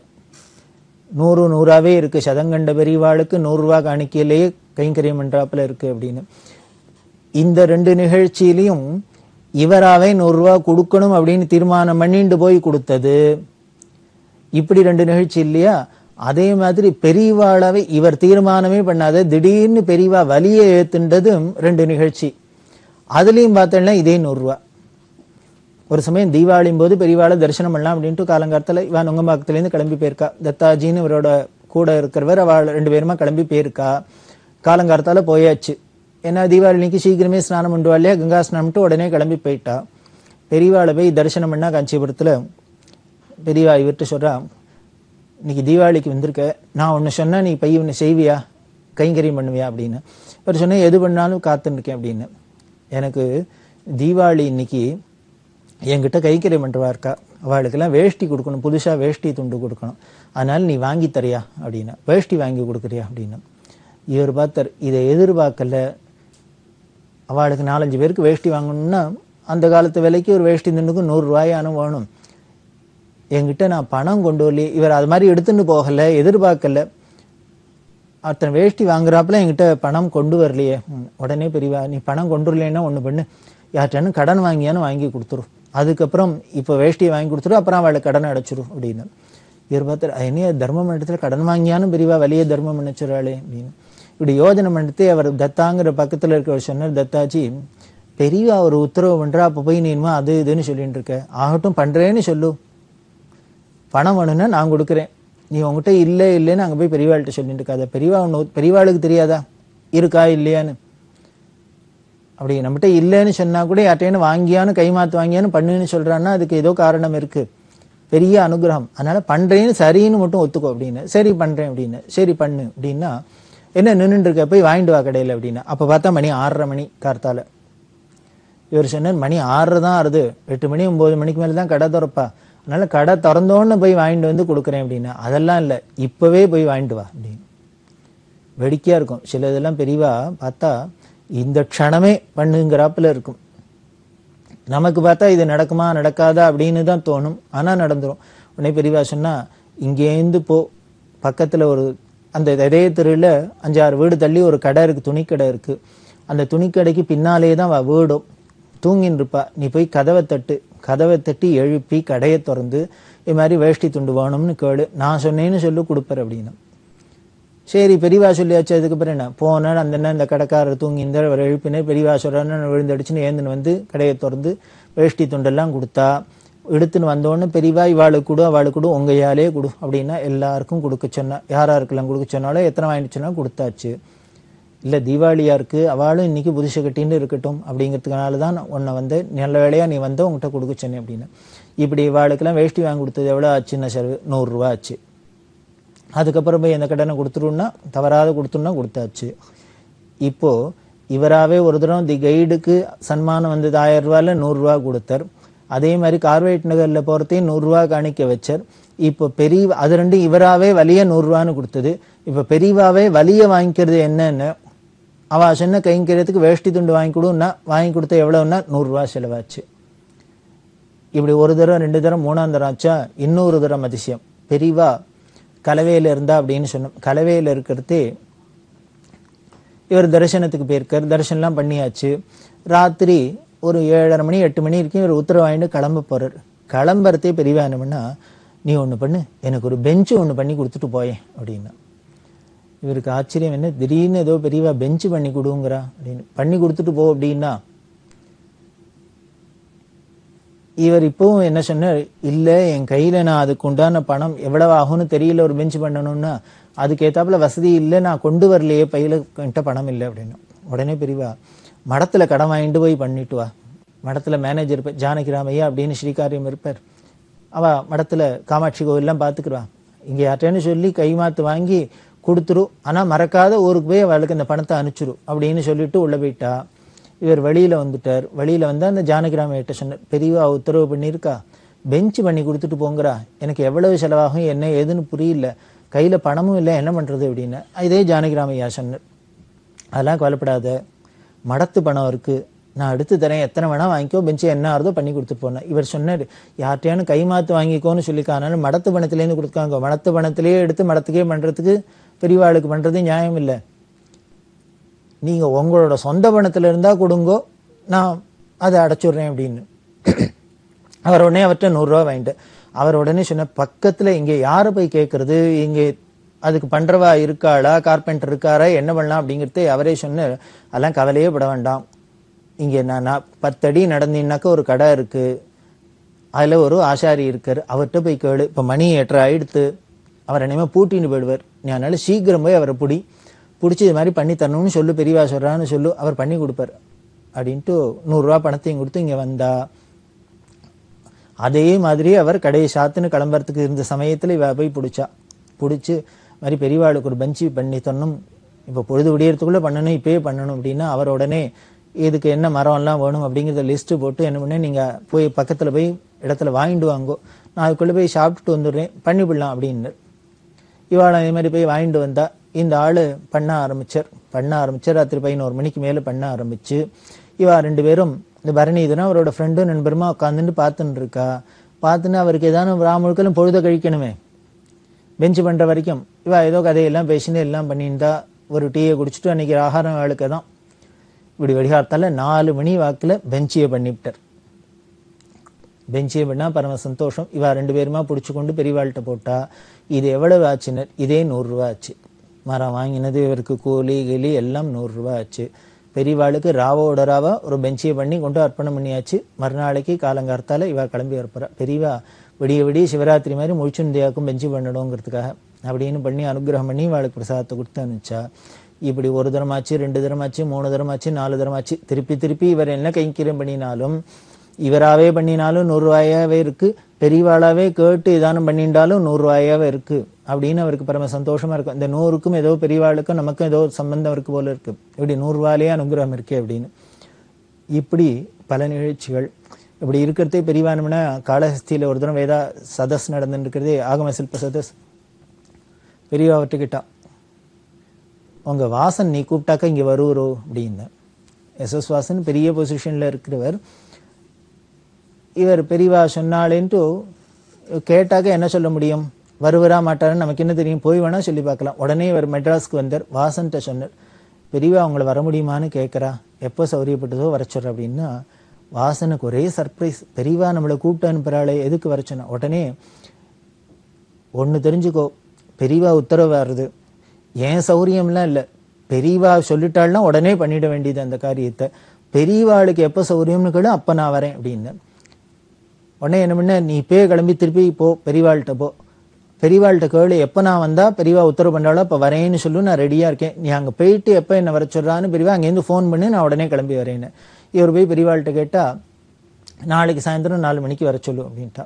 இதே மாதிரியே வாசன் மறுநாளைக்கு சாயந்தரம் 4 மணிக்கு வந்தார். பெரியவா அவர்கிட்ட பல விஷயங்கள் பேசியிருந்தா. தனியா வர்ணீதரன் கண்ணன் எல்லாரையும் அந்தண்ட போய் சொல்லிட்டா. போயிட்டு பெரியவா அவரோட பல விஷயங்கள் பேசியிருந்திருக்கா. அது என்ன பேசினா எது ஒன்றும் தெரியாது. கடைசியில அந்த பேச்சு முடிகிற சமயத்துல என்ன பண்ணா, பரணிதர கிட்டக்க வான்னு கூப்பிட்டா. இவர் கிட்டக்க போறதே பெரியவா பரணிதன்ட்ட சொல்லிட்டு இருக்கார், வாசன்ட்ட சொல்லிருக்க, வாசன் பெரியவாள்கிட்ட சொல்லிட்டு இருக்கார், பெரியவா என்ன சொல்றாலோ பண்றதுக்கு காத்துருக்கேன், உத்தரவு பண்ணணும் அப்படிங்கிற. உடனே பெரியவா அவர்கிட்ட சொல்றா, எல்லாம் எனக்கு என்ன வேணும்னு இவனுக்கு தெரியும், இவனை கேட்டுக்கோ, அவன் என்ன சொல்றானோ அதை எனக்கு பண்ணு அப்படின்னா ஏந்துனுட்டா. பக்கத்துல கோவில், அந்த கோவில் இந்த கல்வெட்டுலாம் அழிச்சுன்னு போய் வாசனை காமிச்சு எல்லாம் பண்ணி உத்தரவு கொடுத்து அனுப்பிச்சாச்சு. இவர் மறுநாளைக்கு வீட்டுக்கு வந்தாச்சு. வீட்டுக்கு வந்தோடனே பரணிதரனை கூப்பிட்டு பெரியவா உங்ககிட்ட கேட்டுக்கு சொன்னா, பெரியவா என்ன என்கிட்ட எதிர்பார்க்கறா, என்ன வேணும்னு தெரியல, பண்ணுன்னு சொல்லியிருக்கா, அதனால நீ உனக்கே தான் தெரியும் எனக்கு என்ன வேணும்னு, இவனுக்கு தெரியும் இவன் என்ன சொல்றானோ அந்த பண்ணுன்னு சொல்லியிருக்கா, நீ சொல்லு பெரியவாளுக்கு என்ன வேணும் இப்ப தேவை, நான் என்ன பண்ணணும்னு சொல்லு அப்படின்னு. இது பரணிதனுக்கு தர்ம சங்கடமா இருந்தது. பெரியவா என்ன மனசுல வச்சுட்டு அவர்கிட்ட எதிர்பார்த்தா கேட்கறான்னு தெரியல, வர சொல்லி நம்ம தலையில பொறுப்பை கட்டிட்டா நாம சொல்றது சரியா இருக்குமா, கூட இருக்குமா, குறைச்சு இருக்குமா, என்ன ஏதுன்னு புரியாது அப்படின்ட்டு அவர் என்ன பண்ணார், பெரியவா ஏன் என்கிட்ட இப்படி சொல்றான்னு தெரியல, எனக்கு பெரியவாளுக்கு என்ன வேணும் என்ன எதிர்பார்க்கணும்னு தெரியலன்னா வாசன் சிரிச்சுட்டே சொன்னார், என்னைய அது பெரியவாளன்னா உன்னை கேட்டுக்கோ நீ சொல்றத பண்ணுங்கிற, நீ நானா எனக்கு தெரியாது பெரியவாளை தான் கேட்கணுங்கிற, இப்ப நான் என்னதான் பண்றது, அதனால ஒண்ணு பண்ணு, திருப்பி பெரியவாள்கிட்டயே போ, அவள்கிட்ட நீனே விவரமா கேளு, என்ன சொல்றாளோ அதை பண்றேன் அப்படின்னு. உடனே பழையபடி திருப்பி பெரியவாள்கிட்ட போனேன். பெரியவாள்கிட்ட போய் வாசன் கேட்குற என்ன பண்ணணும்னு கேட்குறார், நீ தான் சொல்லேன், நான் தானே சொன்னேன் அவர்கிட்ட உனக்கு தெரியும் எனக்கு என்ன வேணும்னு, அதனால நீ சொல்றத பண்ணுன்னு தானே சொன்னேன். அவர் சொன்னார், எனக்கு இது தர்ம சங்கடமா இருக்கு, நான் என்னத்தை சொல்றது, சொன்னா கூட இருக்குமா குறைச்சு இருக்குமா, எது வேணும் எது வேண்டாம்னு எனக்கு தெரியல, எனக்கு ஒன்றும் தோணலைன்னு, உனக்கு ஒண்ணுமே தோணலையா, தோணலைன்னு, அப்ப நீ ஒண்ணு பண்ணு, மேனேஜர்கிட்ட போ, இந்த தர்ம பிரச்சாரத்துக்காக அங்கங்க சின்ன சின்னதா ஸ்லோகங்கள் இது மாதிரிலாம் போட்டு எல்லாருக்கும் நாம போல போஸ்ட்லாம் அனுப்பிச்சு விநியோகம் பண்ணிட்டு இருக்கோம், இதுக்கெல்லாம் போஸ்டேஜ் என்ன செலவாகுதுன்னு போய் கேட்டுண்டு வா அப்படின்னு. இவர் உடனே பரணிதன் போய் கேட்குற மடத்துல ஆஃபீஸில் கேட்குற, அவா எல்லாம் பார்த்துட்டு ஒரு மாதத்துக்கு தோராயமாக 100 ரூபா செலவாகும் அப்படின்னு வந்து பெரியவாள்கிட்ட சொன்னார், இந்த போஸ்டேஜெல்லாம் 100 ரூபா செலவாகும்னு சொல்கிறோம். உடனே அப்போ ஒன்று பண்ணு, நீ வாசன்கிட்ட போய் இந்த போஸ்டேஜ் செலவை மாதம் மாதம் அவரை ஒத்துக்க சொல்லும், மாதம் 100 ரூபா மடத்தை கொடுக்க சொல்லு இந்த போஸ்டேஜுக்காக தர்ம பிரச்சாரத்துக்கு அப்படின்னு. பரணிதனுக்கு ஒரு ரிலீஃப், நாமளாவே 1000 ரூபா கேட்டால் கூட இருக்குமா இல்லை 50 ரூபா கேட்டால் குறைச்சலா இருக்குமா என்ன ஏதுன்னு தெரியாது, அப்படி இருக்கிறது பெரியவாளாவே இப்போ ஒரு தீர்மானம் பண்ணி இந்த கைங்கனும் தீர்மானம் பண்ணிட்டாளேன்னு நேராக வாசன்கிட்ட போய் சொன்னார். வாசனுக்கு ஒரே சர்ப்ரைஸ், வாசனுக்கு மட்டுமா என்ன பரணிதரன்லேருந்து எல்லாருக்குமே சர்ப்ரைஸ். என்ன அப்படின்னா ஒரு பெரிய கோட்டீஸ்வரர் அவர்கிட்ட பெரியவா என்ன கேட்குறாரு, போஸ்டேஜுக்கு 100 ரூபா கொடுங்கிறா. வாசன் ஆச்சரியப்பட்டு சொன்னார், என்னப்பா அது அவ்வளவுதானா, நான் அதானும் பெரியவாளுக்கு ஒரு 1,00,000 ரூபாயானு கொடுக்கணும்னு நினைச்சேன், 1,00,000 ரூபாயானு எதிர்பார்த்து அதுக்கு ரெடி பண்ணி வச்சிருந்தேன், நீ வெறும் 100 ரூபான்னு சொல்றியே அப்படின்னா. அந்த காலத்துல 1,00,000 ரூபாய் கொடுக்குறேன் அப்படின்னு சொல்றாரு அப்படின்னா பெரிய தொகை, அவர் அப்படி கொடுக்கணும்னு ஆசைப்பட்டு ஏதோ பெரியவா கூட்டு அனுப்பிச்சிருக்காளே நம்மள்ட்ட உத்தரவு பண்றானேன்னு அவர் 1,00,000 ரூபாய் கொடுக்கறதுக்கு ரெடியா இருக்கிறது, பெரியவா கேட்டது வெறும் 100 ரூபாய் தர்ம பிரச்சாரத்துக்கு போஸ்டேஜுக்காக. உடனே நேர வீட்டுக்கு வானர் அழிச்சுன்னு போனார். வாசன் தன்னோட மனைவி வீட்டை சொன்னார், இன்னுமே பெரியவா உத்தரவு, மாசம் 1ஆம் தேதி பிறந்தோன்னு ஸ்ரீதர்ட்ட 100 ரூபா கொடுத்து மடத்துல சேர்க்க சொல்லணும் அப்படின்னு. அன்னைக்கு ஆரம்பிச்சது இன்று வரைக்கும் தொடர்ந்து அந்த குடும்பத்திலேருந்து தர்ம பிரச்சாரத்துக்காக 100 ரூபா போயின்னு இருக்கு அப்படின்னா இதுதான் பெரியவா. வேடிக்கை என்னன்னா பரணிதன் சொல்றாப்புல, நான் பண்ணினாலும் 100 ரூபாயா இருக்கு, என் மூலியமா யாரானும் பண்ண சொன்னாலும் 100 ரூபாயா இருக்கு அப்படின்னு அவர் ஆச்சரியப்படுவார். இப்படி தொடர்ந்து இந்த அனுகிரகம் மழையா பொழிஞ்சுட்டு இருக்கு. பெரியவா சரணம்.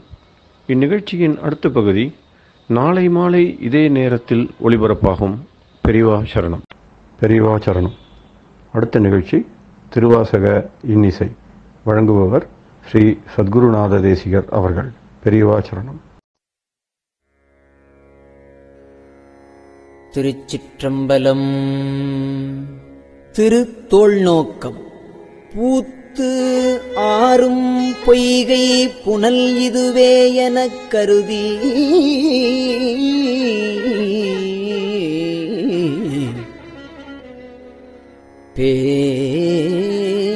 பேய்த்தேர் முகக்குறும்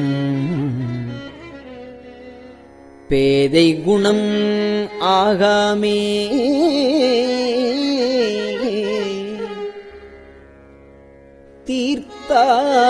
தீர்த்தாய் திகழ் தில்லை அம்பலத்தே திருநடம் செய் கூத்தா உன் சேவடி கூடும் வண்ணம் தோள் நோக்கம்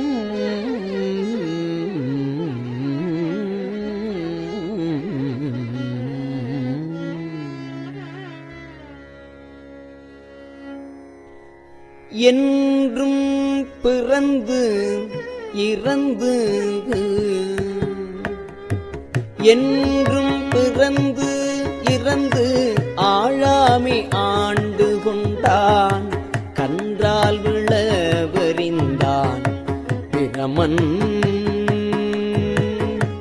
என்றும் பிறந்து இறந்து ஆழாமை ஆண்டு கொண்டான் கன்றால் விளவு எறிந்தான் பிரமன் காண்பறிய கன்றால் விளவறிந்தான் பிரமன் காண்பறிய குன்றாத சீர்தில்லை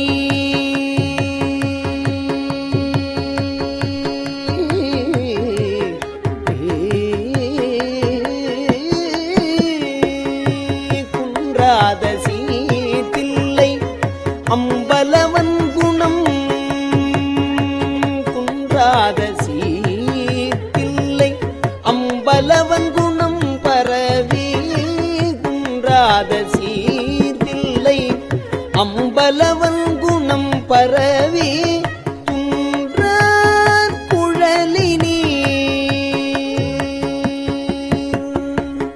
துன்றார் குழலினீர் தோள் நோக்கம் ஆடாமோ குன்றாத சீர்தில்லை அம்பலவன் குணம் பரவி குன்றார் குழலினீர் தோள் நோக்கம் ஆடாமோ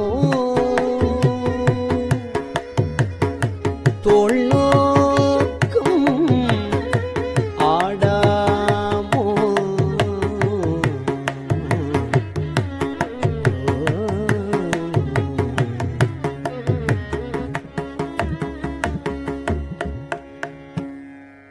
பொருள் பற்றிச் செய்கின்ற பூசனைகள் போல் விளங்க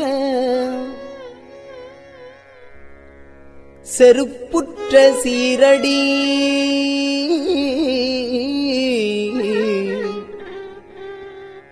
வாய் கலசம் ஊன் அமுதம் விருப்புற்று வேடனார் சேடறிய மெய் குளிர்ந்து அங்கு வேடனார் சேடறிய மெய் குளிர்ந்து அங்கு அருள் பெற்று நின்றவா தோள் நோக்கம் ஆடாமோ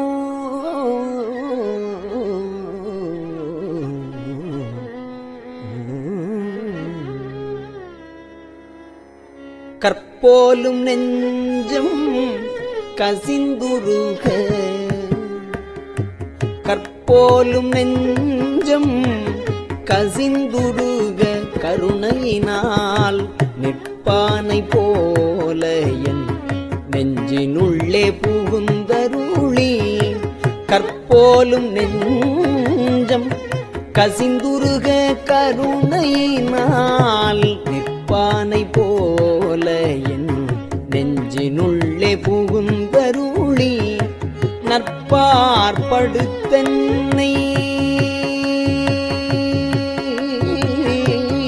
நற்பார்படுத்து என்னை நாடறியத்தான் இங்கல் சொற்பாலதானவா தோள் நோக்கம் ஆடாமோ தோள் நோக்கம் ஆடாமோ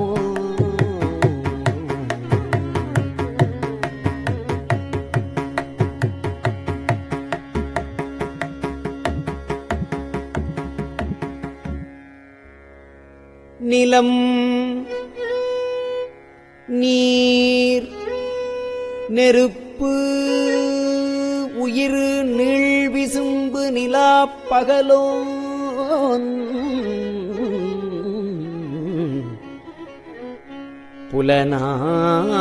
புலனாயமைந்தனோடு எண்வகையாய் புணர்ந்து நின்றான் உலகு 7 எனத் திசை 10 எனத்தான் ஒருவனுமே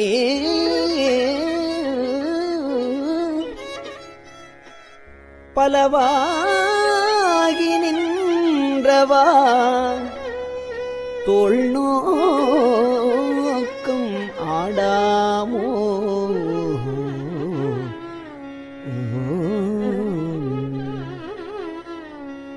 புத்தன் முதலாய புல்லறிவிற்பல் சமயம்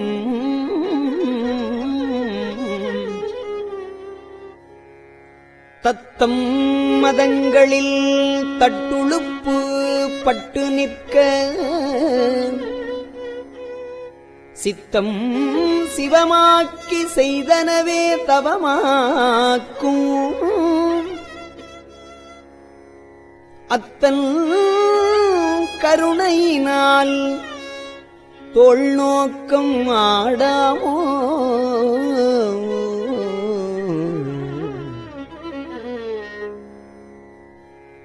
தீதில்லை மாணி சிவகருமம் சிதைத்தானை சாதியும் வேதியன் தாதை தனை தாழிரண்டும் சேதிப்ப தீதில்லை மாணி சிவகருமம் சிதைத்தானை சாதியும் வேதியன் தாதைதனை தாழிரண்டும் சேதிப்ப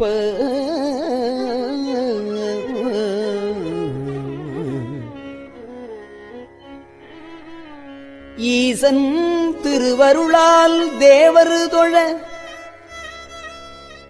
பாதகமே சோறு பற்றினவா தோள் நோக்கம்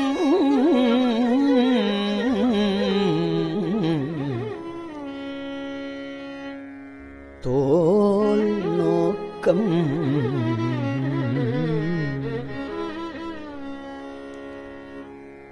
மானம் அழிந்தோம் மதிமறந்தோம் மங்கை நல்லீர் வானம் தொழும் தென்னன் வார்களே நினைந்து அடியோம் நினைந்து அடியோம் ஆனந்த கூத்தன் அருள் பெறில் நாம் அவ்வனமே ஆனந்தமாகி நின்று ஆடாமோ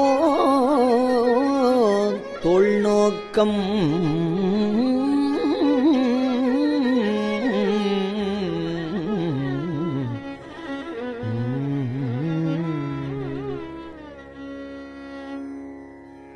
எண்ணுடை மூவர் இராக்கதர்கள் எரி பிழைத்து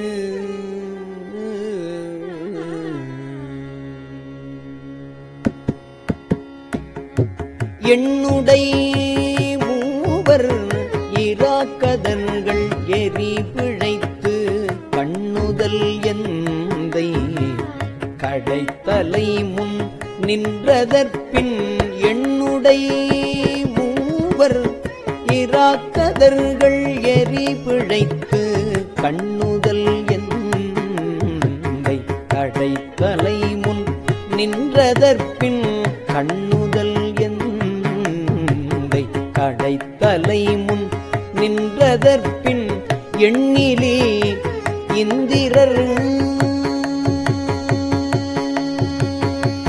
எண்ணிலே இந்திரர் எத்தனையோ பிரம்மர்களும் மண்மிசை மால் பலர் மாண்டனர் காண் தோள் நோக்கம் எண்ணிலே இந்திரர் எத்தனையோ பிரம்மர்களும் மண்மிசை மால் பலர் மாண்டனர் காண் தோள் நோக்கம் மண்மிசை மால் பலர் மாண்டனர் காண் தோள் நோக்கம்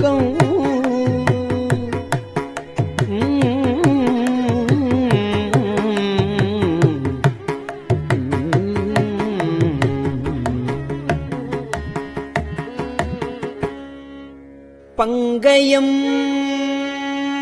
ஆயிரம் பூவினில் ஓர் பூக்குறைய தம் கண் இடந்து அரண் சேவடி மேல் சாத்தலுமே சங்கரன் எம்பிரான் சக்கரம் மார்க்கு அருளியவாறு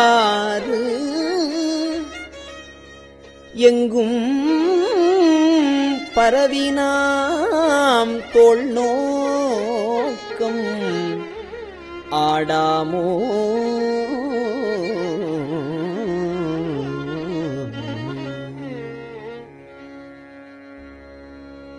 காமன் உடல் உயிர் காலன் பல்காய் கதிரோன் காமன் உடல் உயிர் காலன் பல் காய் கதிரோன் நாமகள் நாசி சிரம் பிரமன் கரம் எரியை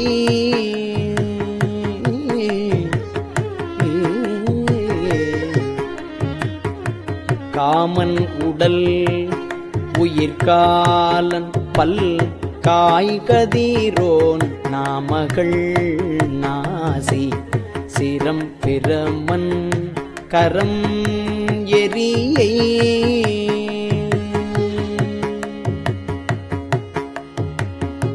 சோமன் கலை தலை தக்கனையும் எச்சனையும் தூய்மைகள் செய்தவா தூய்மைகள் செய்தவா தோள் நோக்கம் ஆடாமோ தூய்மைகள் செய்தவா தோள் நோக்கம் ஆடாமோ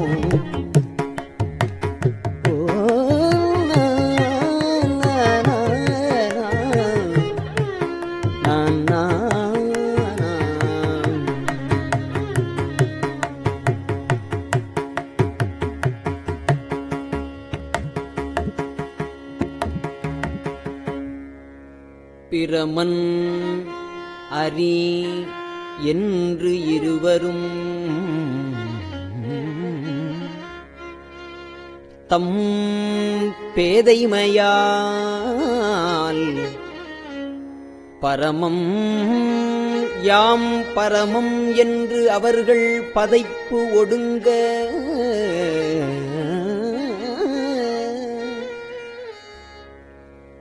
அரணார் அழல் உருவாய் அங்கே அளவு இறந்து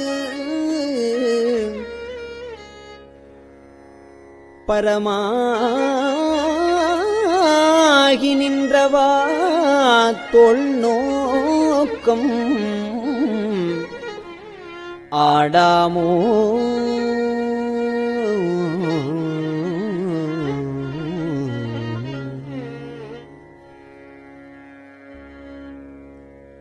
ஏழை தொழும்பனேன் எத்தனையோ காலமெல்லாம் பாழுக்கு இறைத்தேன் பரம்பரனை பணியாதே எத்தனையோ காலமெல்லாம் பாழுக்கு இறைத்தேன் பரம்பரனை பணியாதே ஊழி முதல் சிந்தாத நன்மணி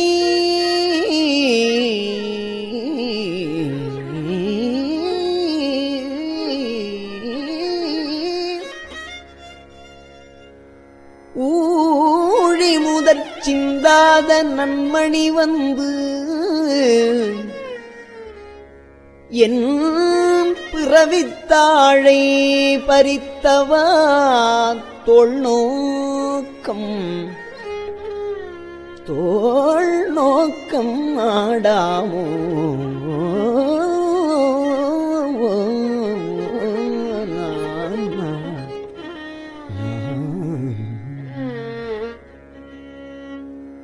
உரை மாண்ட உள்ளோன் உத்தமன் வந்து உரை மாண்ட உள்ளொளி உத்தமன் வந்துளம் புகழும் கரை மாண்ட காம பெருங்கடலை கடத்தலுமே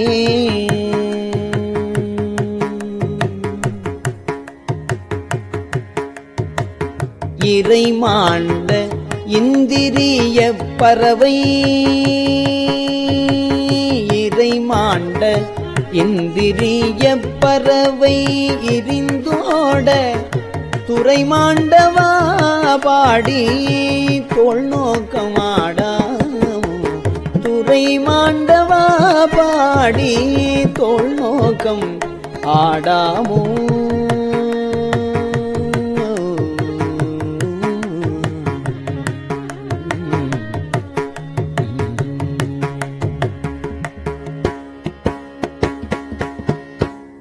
திருச்சிற்றம்பலம்.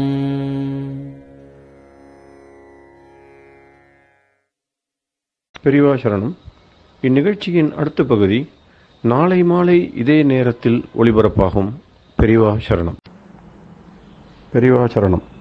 பெரியவா வானொலியின் இன்றைய நிகழ்ச்சிகளின் நிறைவாக திருப்பொன்னூசல் வழங்குபவர் சத்குருநாத தேசிகர் அவர்கள். பெரியவா சரணம். திருச்சிற்றம்பலம். திருப்பொன்னூசல். தெங்குலவு சோலை திரு உத்தர கோசமங்கை தெங்குலவு சோலை திரு உத்தர கோசமங்கை தங்குலவு சோதி தனியுருவம் வந்தருளி எங்கள் பிறப்பறுத்திட்டு எந்தரமும் ஆட்கொள்வான் பங்குலவு கோதையும் தானும் பணி கொண்ட கொங்குலவு கொன்றை சடையான் குணம் பரவி பொங்குலவு பூன்முலையீர் பொன்னூசலாடாமோ பொங்குலவு கொன்றை சடையான் குணம் பரவி பொங்குலவு பூன்முலையீர் பொன்னூசலாடாமோ பொங்குலவு பூன்முலையீர் பொன்னூசல் ஆடாமோ.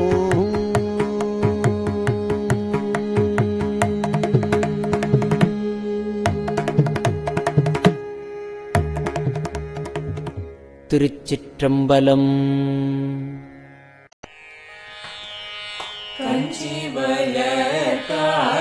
காமாட்சி தன் குழந்தாய் சங்கரரே கஞ்சி வளர் காமாட்சி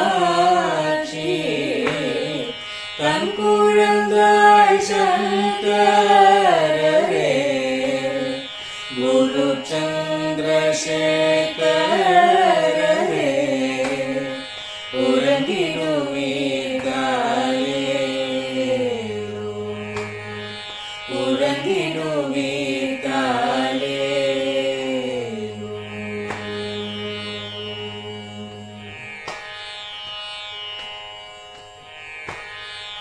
ஆதிகுரு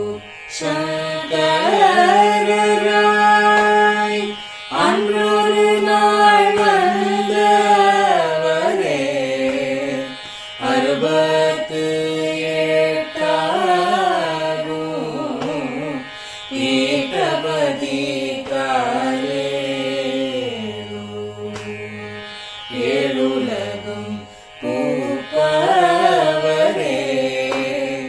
காப்பவரே கரப்பவரே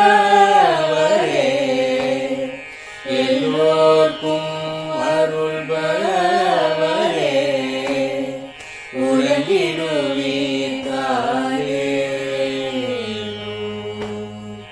அயனுடனே மாலவனோ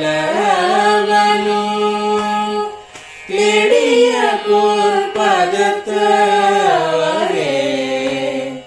அருமறைகள் சாற்றும் முயல் மலர்பதமே காலே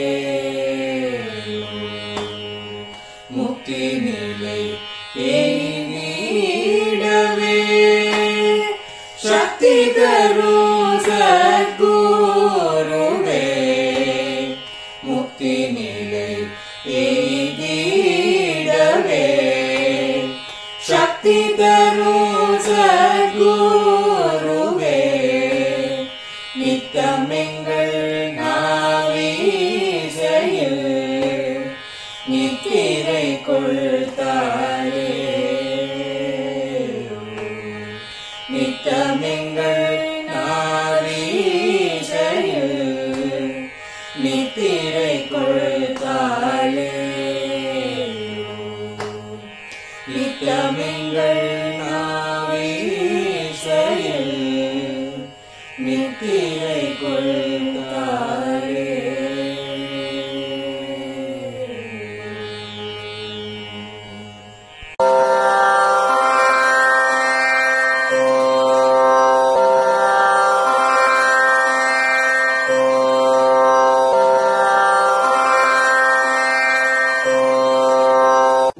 பெரியவா சரணம். பெரியவா வானொலியின் மாலை நிகழ்ச்சிகள் இத்துடன் நிறைவடைகின்றன. எமது அடுத்த ஒளிபரப்பு நாளை காலை இந்திய நேரப்படி 6 மணிக்கு துவங்கும். பெரியவா சரணம்.